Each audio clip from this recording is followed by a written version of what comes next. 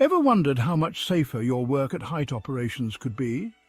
Imagine a world where every potential hazard is detected before it becomes a problem. Meet Tracker AI's smart PTZ camera system. This isn't just any camera, it's a game changer in work at height safety. Safety is paramount, right? It's the foundation of a productive and happy workforce. Despite stringent regulations, accidents still happen. Traditional methods often fall short in preventing these incidents. Enter Tracker AI's smart PTZ. This advanced system is designed to fill the gaps left by outdated safety measures. Tracker smart PTZ cameras deliver unmatched oversight so you can spot hazards before they become accidents.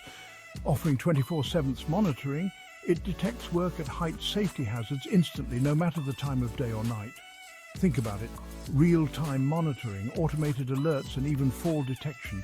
It's like having a safety manager who never blinks. Real-time alerts trigger immediate action, ensuring that potential dangers are addressed before they escalate. Automated surveillance significantly reduces human error, making your work site safer and more efficient.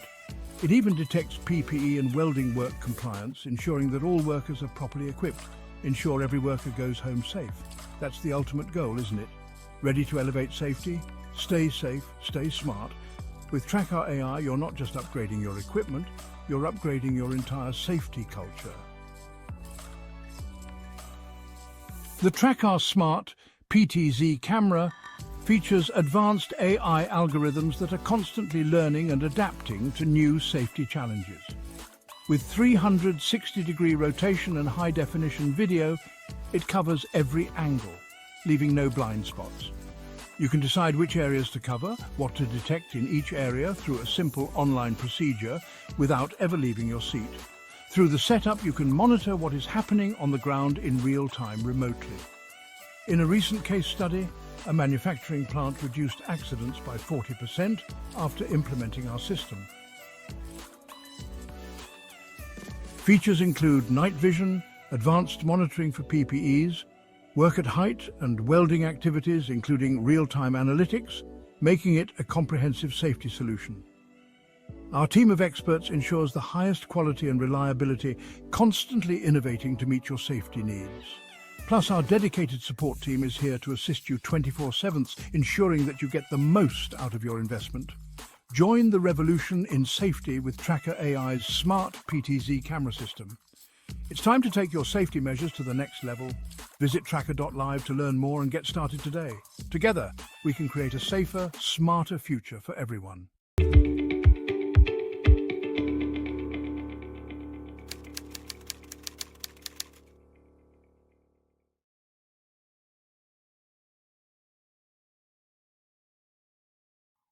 Welcome to another episode of Hacklab Podcast, where we dive into the real conversations shaping safety, health, and workplace innovation.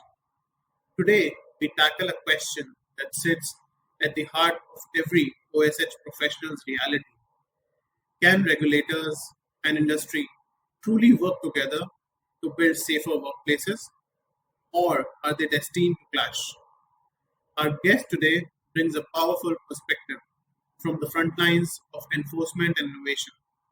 Mr. Pranab Kumar Goswami is the Deputy Director of Industrial Safety and Health at the Labour Ministry, Government of Delhi. He also serves as the Member Secretary of the District Crisis Group and is a recognized expert in OSH enforcement, auditing, training, and occupational safety and health management systems. Thank you, sir, for joining us today. Before we start our conversation, I would request you to please introduce yourself for our audience. Thank you, Omar, for your second episode. You have invited me. So I have already introduced last time also. Say I'm P.K. Goswami, working at present in this Directorate of Industrial Safety and Health, Labour Department, Delhi. Before that, I started my career through National Dairy Development Board, that project of the White Revolution started by Dr. Varghese Korean. after doing my graduation from HBTI Kanpur in chemical technology. Then I did my MBA from Jamia University, and I did Masters in Occupational Safety and Health from ITC ILO, that Italy, that is international organization under the ITC ILO scholarship. And after that I have been studying till now. Now I am studying some environment laws, and I did LLB also. I started my career through National Dairy Development Board. I was involved in various projects of Dhara oil at that time. It was launched, and then I left that organization after erection and commissioning of 5-6 plant in Gujarat and Rajasthan. I joined a private organizations that is called Biotic in a cosmetic industry, and that industry is having different plants. I think you might be knowing that a very good cosmetic industry. Then I involved in formulations also in some Ayurvedic products, and then I accidentally joined government in Ministry of Labour, Government of India, as an assistant director in Director General of Factory Advice Service and Labour Institute, who are the body for making laws, Factories Act and BOCW Act. That is a arms of the Parliament of Government of India. After that I joined the government of Delhi initially on lien, and then I absorbed in Delhi, and last 20 years I have been working with the Government of India as an enforcement official in Directorate of Industrial Safety and Health. And I have been doing very different research projects also under the guidance of ILO. I was involving in various conferences, world conferences on occupational safety and health, in presented paper in Singapore and Australia and Canada. I also presented paper in NIOS, West Virginia University on USA on fall protection. At the time of different incident took place in India during Commonwealth Games. So I am my career was in a multidisciplinary type, from construction to chemical processing to pharmaceuticals and cosmetics, now coming to enforcement. So really I have been doing a lot of studies in DG firstly. When I was doing the working at DG firstly, I did safety studies in various institutions all over the India. Then after joining this state government, my cycle is completed. I worked in workplace, then I was involved in the regulation framework for making laws, and now I enforcing these laws. So I think I have completed one cycle of the entire occupational health and safety systems. That's all. Thank you for that thing. Thank you, sir. I am very glad that you could take out your time and join us for this podcast episode. So let's start. I will start. So let's start with the basics. From your experience, why is there often a tension between regulators and industries when it comes to safety enforcement? Yeah, there is often tension between regulators and industries when it comes to occupational safety and health enforcement. There are several key reasons. First is the management thinks that investment in safety and health is not productive. They consider it is an wastage of money, or because it is not visible easily, it cannot be quantified. Must of like how we see a guard dog in our houses, that we can't get the exact value of keeping a guard dog to prevent theft. Until and unless there is a theft occur, we cannot value the guard dog role. So safety tends to be undervalued likewise. Secondly, the enforcement mechanism in India tends to operate through either legal threats or through lengthy court proceedings. whenever there is a one enforcement inspector is visiting you, then you will be afraid of either penalty or some fine or visiting the court. So this is the main threat to prevent the occupational safety and health enforcement agencies. Another point is unfortunate present is through corrupt practices. Because of corrupt practices, many officials compromise with the safety and health with the industries. And third one is the penalties prescribed under various OSLOs, particularly I am talking about the Factories Act 1948. There is not proportionate with the level of hazards. Say in industry is contravening there is a contravention of hazardous operation like a defective machinery, or they are not providing a safe workplace. There are a lot of fumes are there. So penalty imposed under the Factories Act under section 92 is the same when you are not putting a spittoon in your factory. You see, for both the non-compliances, one is very minor and one is too high, but the punishment is considered to be the same under section 92 of the Factories Act. And this is, and another point is that is not compoundable. That minor penalty should be compoundable so that people can get fined and make it rectified. It's not till there, but we are in the process of doing that. And increase the fear among the businessmen of getting dragged into prolonged legal dispute, even for minor defaults.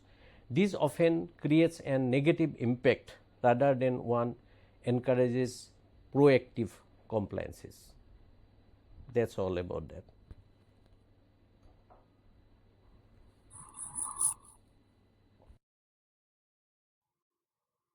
Right, sir. So you have worked both on auditing and training.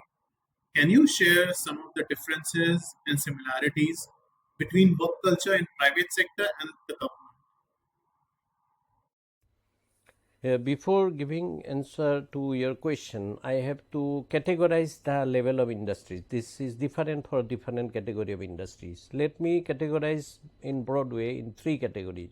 One is large industries, one is medium, one is small industries. These three kind of categories we can see.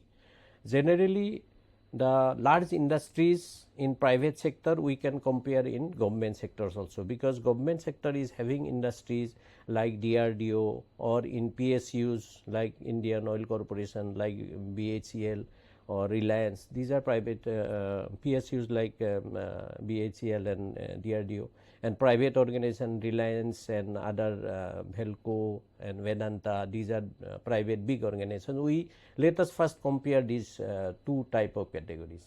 Okay. There are two type of work culture we can observe. One is profit center work culture, one is safety work culture. Most of the private organizations are giving their emphasizing on profitability. Although with the time there has been a shift towards the occupational safety and or making a safety culture. Many private organizations, I am talking about the big organizations, are now showing stronger management commitment towards the occupational safety and health. This may be due to the international exposure and increased competition in global market, and to maintain positive reputation and goodwill. In contrast, in the government sector, particularly purely government organizations, I am not talking about PSUs now, this change is minimum, because based on the experience during past years enforcement, I have observed that the responsibilities related to occupational safety and health in government organizations are not clearly defined. Moreover, top management in such organizations tend to expect a leniency from the enforcement authority, citing their status as a government organization. So we are also government, so be lenient on these compliances. This I have been looking at. This reflects a lack of ownership and accountability towards the compliance of occupational safety and health in government sectors. But public sector undertakings, PSUs, I have already told, tend to perform significantly better than pure government organizations. So when it comes to capacity building, training and conducting safety audit, private organizations are going ahead.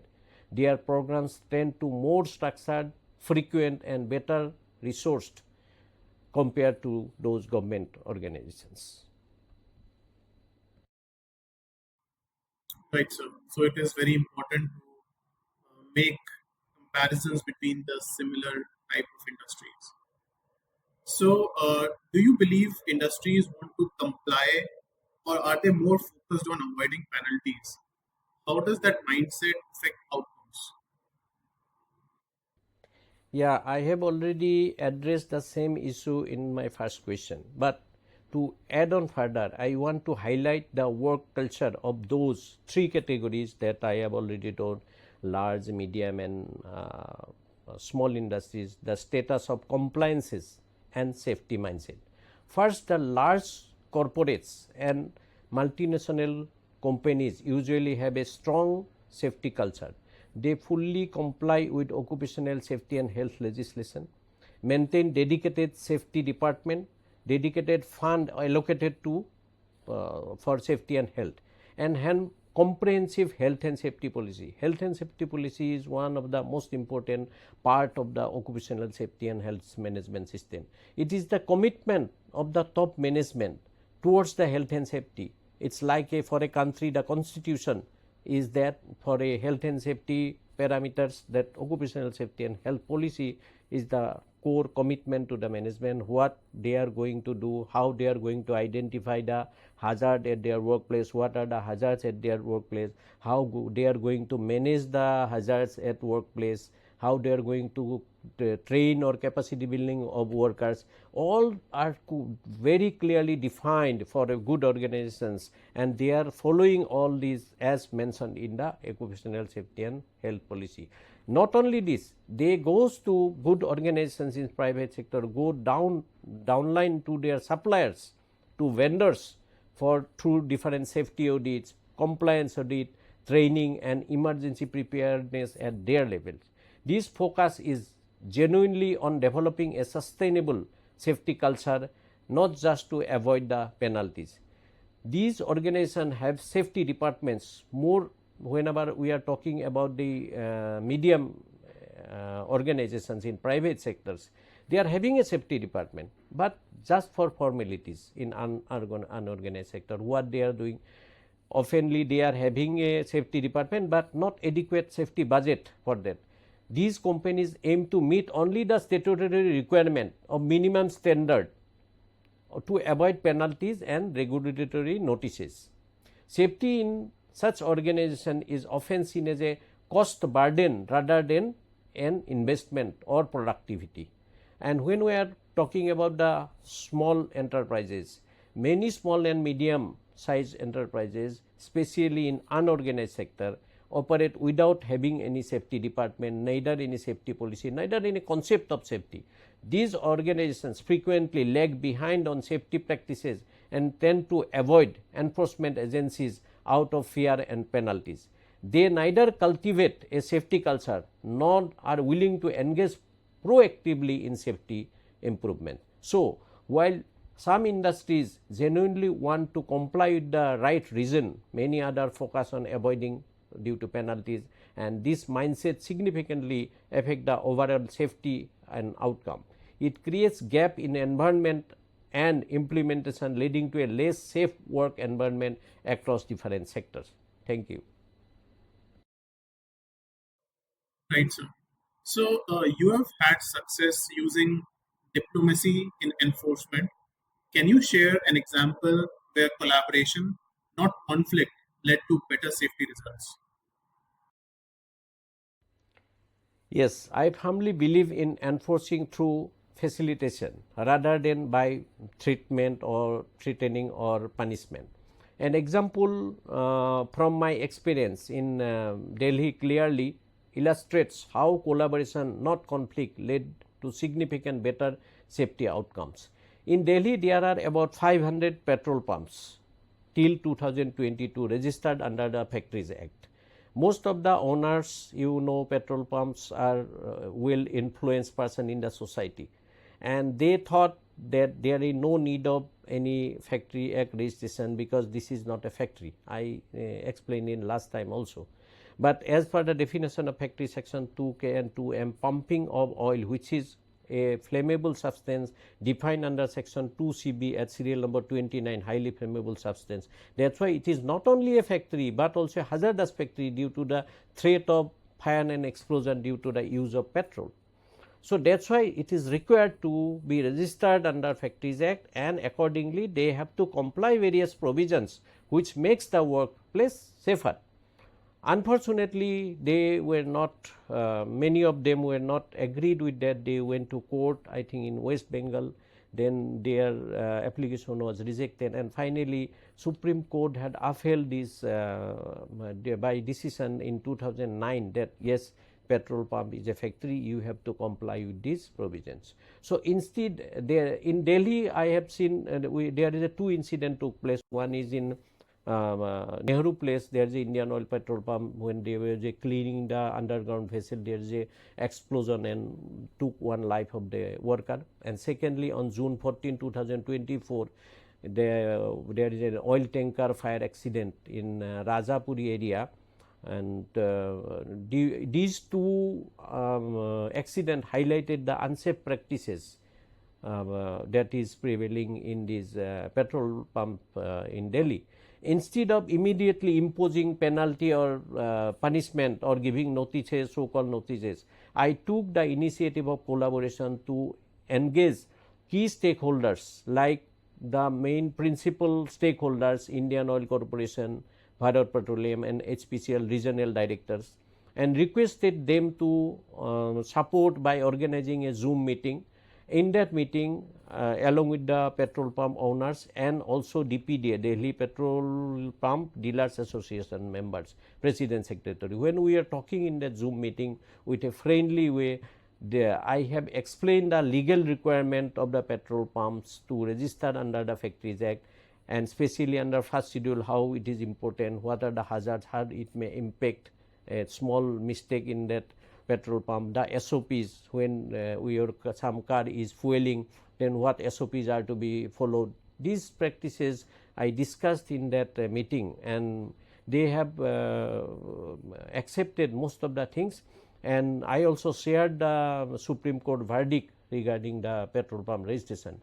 This collaborative approach served multiple purposes. I raised awareness among petrol pump owners, and again alerted the corporates head to their responsibility. This is their responsibility also as a principal stakeholders, and realized a shared commitment of safety towards them.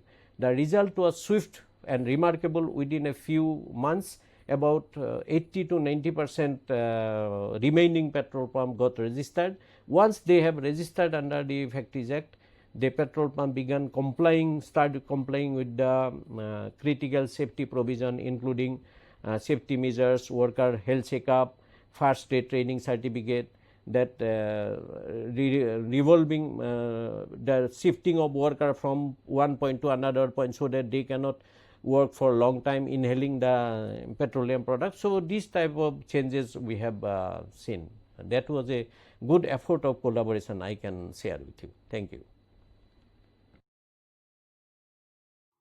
Right, sir. Big congratulations to you on getting things done very effectively.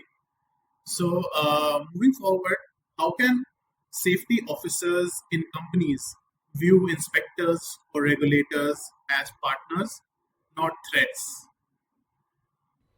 Yes, this is very good question. Safety officers in companies play a crucial role as the most concerned employee in that organization regarding occupational safety and health. They act as a vital bridge between the top management and shop floor worker, ensuring that essential elements like infrastructure, personal protective equipment, training and maintenance are placed effectively. In many ways, safety officers serve as a representative of enforcement inspectors within their organization. They understand that inspector and regulators are not opponents but partners whose goal aligns with their goals, creating a safe workplace. Most safety officers maintain a positive professional relationship with inspectors and proactively work to comply with occupational safety and health legislation. In fact, in some workplaces, safety officers welcome inspectors as an opportunity to facilitate rather than threats. This is especially true when they face challenges convincing management, their top management, to allocate funds towards the health and safety. The presence of inspectors can help reinforce the importance of compliance and support the safety officer's effort by lending authority and urgency to safety investments. By viewing inspectors as a partners rather than threats, safety officers can foster a culture of cooperation and continuous improvement, ultimately benefiting everyone in the workplace. Thank you. Right, sir. Sir, you have also led district crisis groups. What role does cross-sector collaboration play during emergencies specific to Delhi? How can that model work day to day? Yeah, for giving this answer, let me first explain the role of district crisis group, because this was conceptualized long back under the Environment Protection Act in 1986, and but it was not implemented so far. Particularly in Delhi, I am going to explain the things. The district crisis group is basically constituted under the Environment Protection Act in 1986, along with the MSIC rule, means Manufacturing, Storage and Import of Hazardous Chemical Rule 1989. It primarily mandate to prevent, control and mitigate the disasters involving hazardous chemicals or toxic release. There are basically two type of toxic release in Delhi we are seeing. One is threat of fire and explosion, one is toxic release. Say for mainly in Delhi we are having aviation fuel and all these vehicular fuel, petrol, diesel, naphtha, like this. And for toxic release we are having the chlorine in Delhi for purification of water in about 8 to 9 installations of Delhi Jal Board. So these are the two identified hazardous chemical being used. So you must recall some of the world's most notorious incidents like Mexico LPG fire, that is very notorious, and Sevaso toxic release, and also India's Bhopal gas disaster. These tragedy were happening due to this type of major accident took place in installations, where thousands of lives were lost due to chemical leak and poor preparedness. These incidents are stark reminders of why the role of district crisis group is so crucial. The district crisis groups core responsibilities are raising awareness among the stakeholders and potential chemical hazards in their consequences, ensuring preparedness by clearing, defining roles, who will going to do what and when to do, conducting mock drills at various levels, coordinating rescue operation involving both primary and secondary respondents. These are the basic rules. Let me share local example of highlight the importance of cross-sector collaboration and knowledge sharing. During December 1985, it was in 6 December I think 1985, there is a oleum leakage in Delhi. That was the most big disaster in Delhi, that is in Kirtinagar area. If you are having a knowledge of Delhi, then you might be seeing the DLF towers are there, 7-8 DLF towers are built up in Kirtinagar in a Motinagar area, that residential place. That in that area was a Sriram fertilizer plant was there, and there was a oleum leakage. During that time, when there is a small fire, fire brigade had come and they were using the water for firefighting. But oleum is a characteristic. When it is come in the contact with water, they become more aggressive.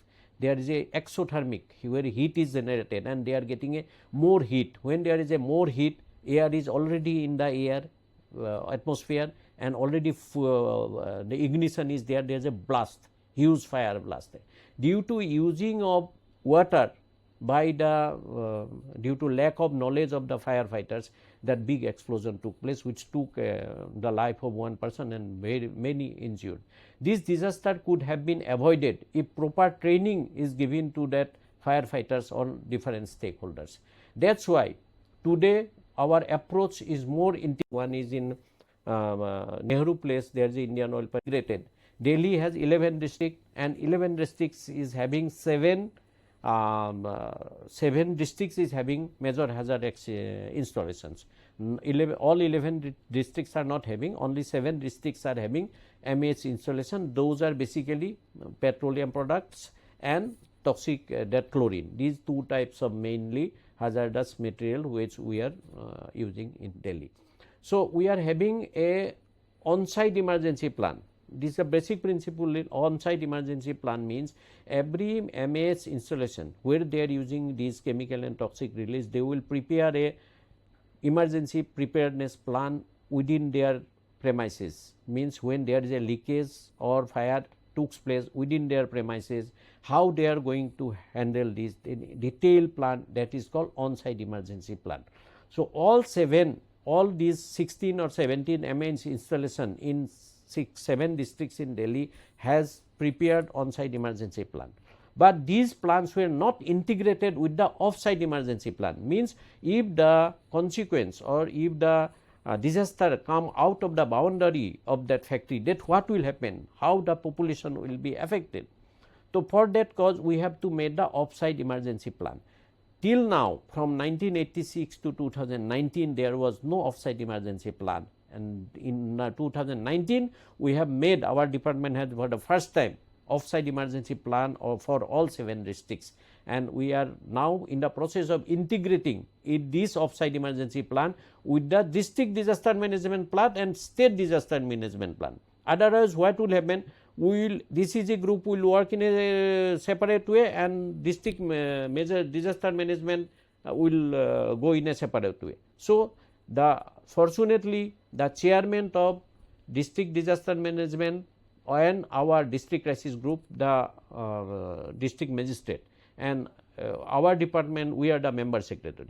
So we are now in a process of integrating this district off-site emergency plan along with the district disaster management plan for a proper communication and integration, so that oleum type experience we could not see in future.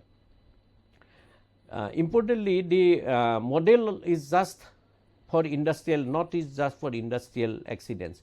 In the city like Delhi, where sensitive installations like oil terminals, aviation fuels are located within 500 meter from the Indira Gandhi International Airport, our planning must also account the scenario such that terrorist attack. If there is a terrorist attack in a oil aviation, Palam airport, there is a oil storage installation, then entire Indira Gandhi International Airport will be affected. Or wartime situation. Given the current geopolitical tension with Pakistan, we must remain vigilant and prepared. So we are activating our DCG's functioning gradually and doing regular mock drill also. In summary, cross-section collaboration is the backbone of district crisis group model. It works not only during emergencies but also strengthen day-to-day preparedness by building trust, improving communication and ensuring readiness across the level of response. Thank you. Right, sir. So I think this cross-sector collaboration becomes even more important for the domestic purposes as well as national security. So I think it's very important. So let's talk policy. Are current OSH laws flexible enough to support innovation, or do they sometimes slow the progress?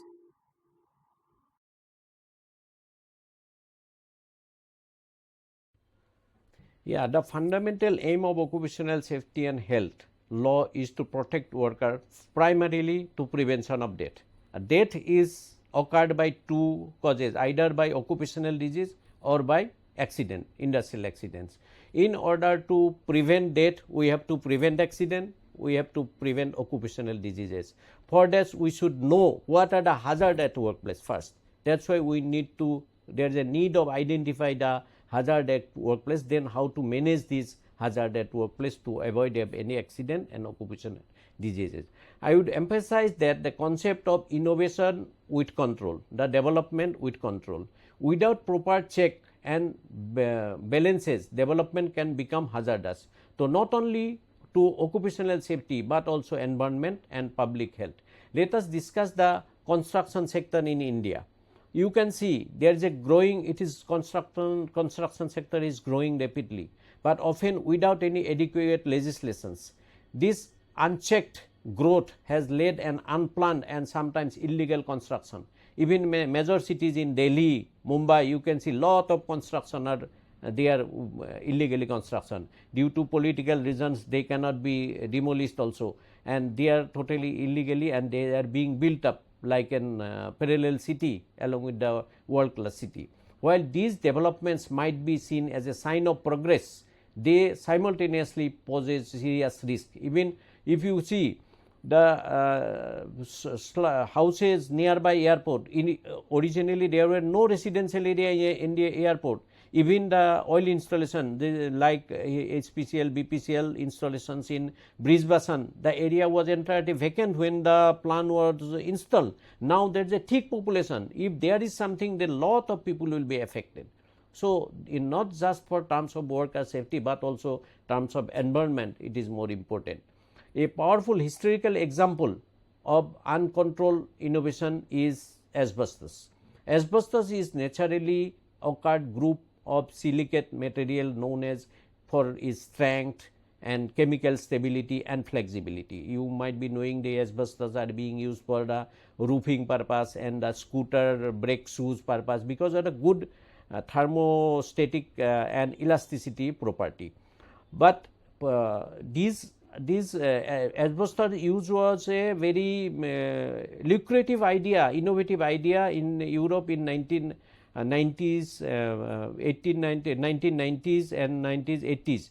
But this disease asbestosis, which is a fibrosis of lung that reduce the activity of lung, it come out after 10 years of inhalation of asbestos. So now it is banned totally in European countries and developed countries, most of the developed countries.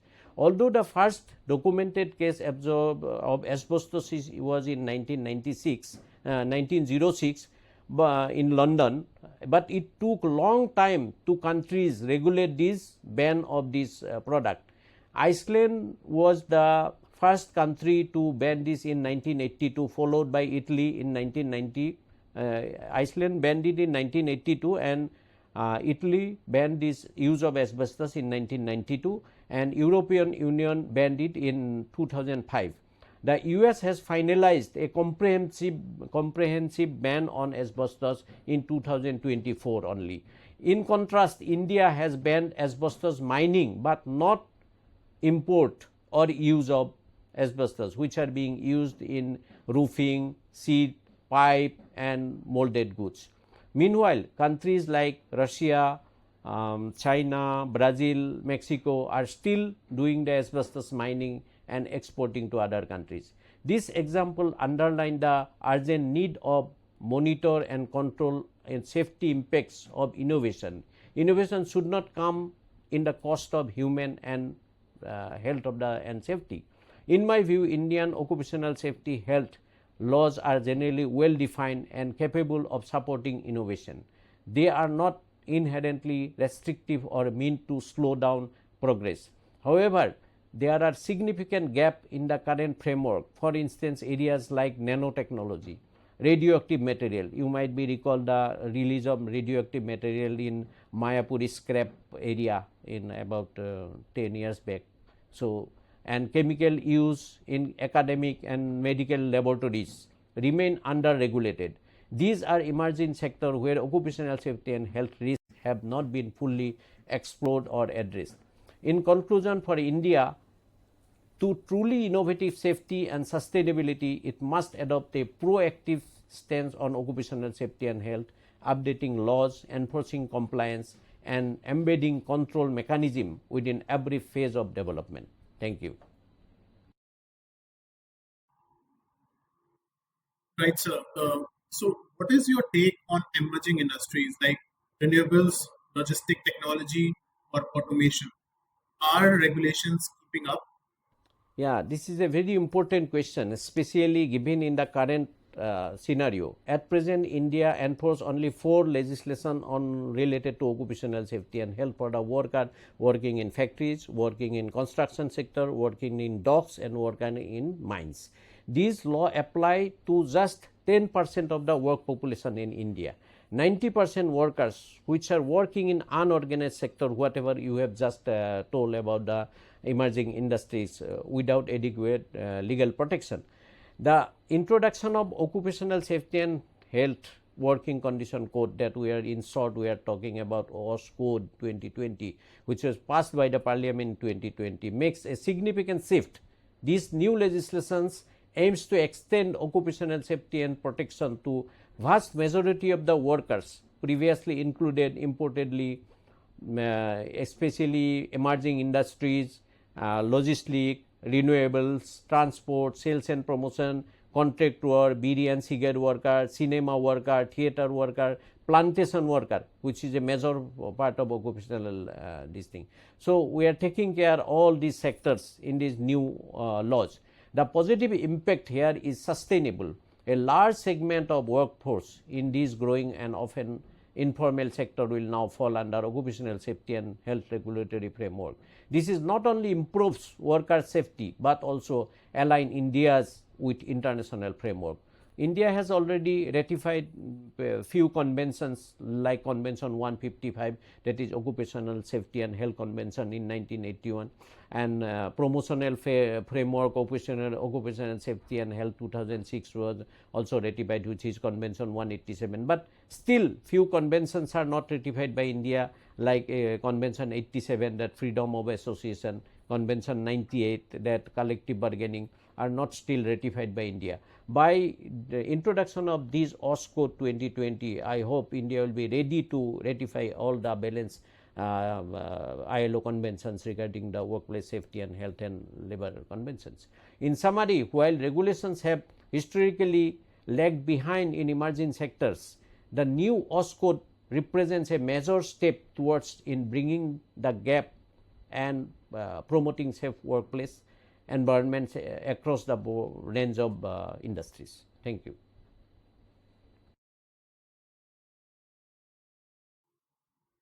Right, sir. So, sir, your safety jacket invention proves that regulators can innovate.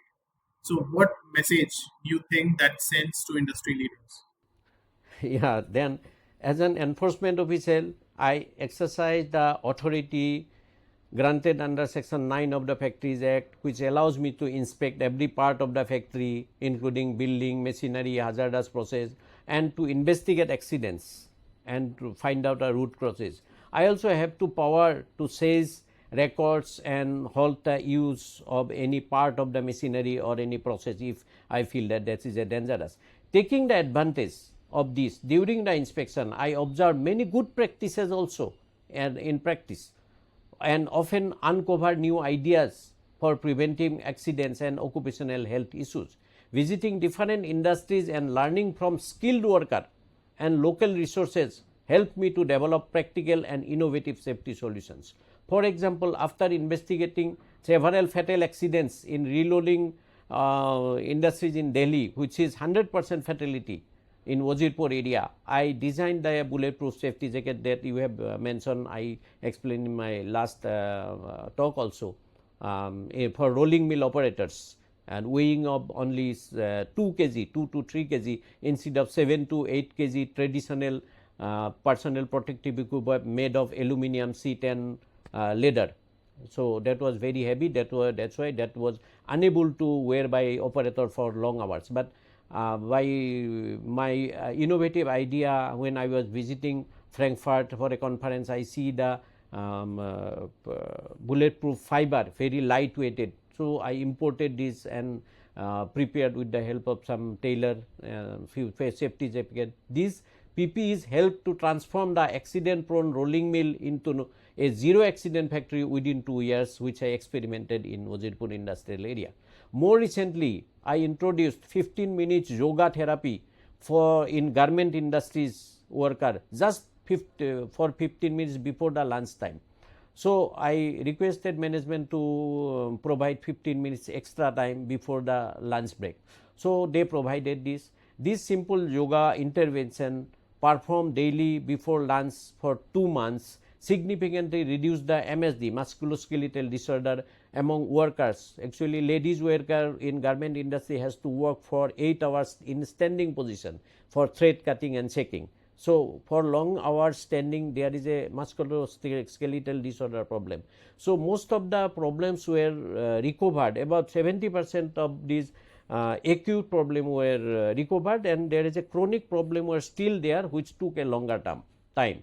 I believe safety inspectors who, with their experience and deep understanding of accident root cause analysis when they investigate any accident, are uniquely positioned to suggest sustainable and innovative safety solution which may be very workable. Thank you.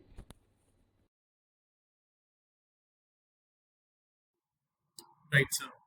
So, finally, for safety professionals listening in, what's one thing they can do today to better align with regulatory goals and create a safer, compliant workplaces? Yeah, I have developed, for me, I am talking about as a safety profession, I have developed 5 principles for myself, which I like to share with the safety and health professionals for better aligned with regulatory goals and create safer compliance at workplace. That is, first is occupational safety and health policy. Every professional has to first focus on the OS policies that just I have explained, that it is the commitment to the management. If the top management is not committed to the occupational safety and health provisions, then nobody can help you. So first you have to give importance of making a perfect, detailed occupational health and safety policy, focus on preventing fatalities by protecting, addressing both accident and occupational disease, number 1.